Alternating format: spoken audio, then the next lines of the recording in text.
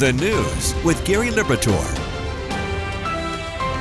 Good afternoon, everyone, and thank you for joining us. At this hour, the race by House Republicans to pass the president's massive spending bill before the July 4th holiday is stalled temporarily as House Speaker Hakeem Jeffries is speaking and has been speaking since before 5 o'clock this morning.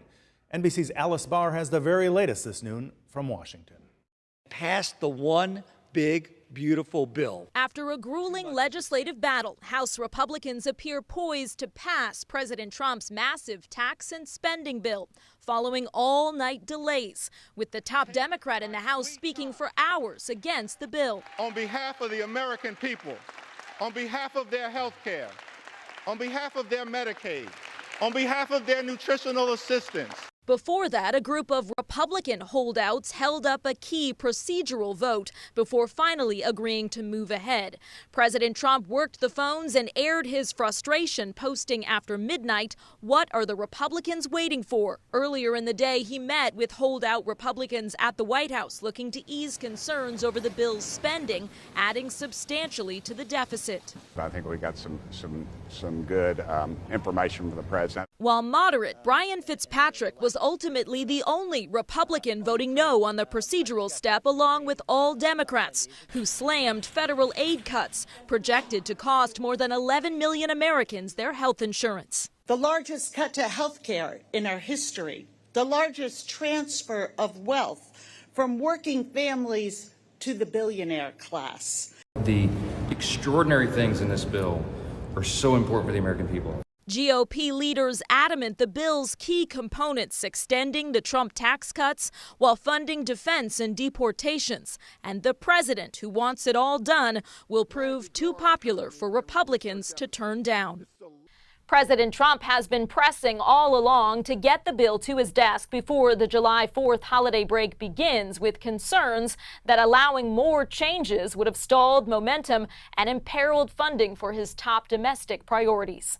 In Washington, Alice Barr, NBC News. And right now, a live look at the House floor right here. News Channel 2's Luke Radel is tracking what could be a record-setting speech, but I guess he also gave a shout out to some Congress members from our area, right? That's right, Gary. This is happening right now and has been happening for the past 7 hours, just past 7 hours. And you can see there the Congressman Hakeem Jeffries has crossed over the 7-hour mark in what's known as a magic minute, which has obviously gone on much longer than that. Leaders in the House on both sides of the aisle are allowed to speak for as long as they want ahead of a vote, similar to a filibuster in the Senate. The record, set by former Republican Speaker Kevin McCarthy, is 8 hours and 32 minutes. And Jeffries is on pace to pass that milestone if he just keeps talking until 1:26 p.m. this afternoon. As part of this delay tactic to avoid a final vote on President Trump's big bill that will likely become law, Jeffries listed all of the Republican members from his home state of New York and how he says the bill could affect their districts. Congresswoman Elise Stefanik of the 21st District got a special shout-out, which included a dig about her short-lived stint as Trump's nominee to become UN ambassador. In New York 21, the North Country, represented by Congresswoman Elise Stefanik.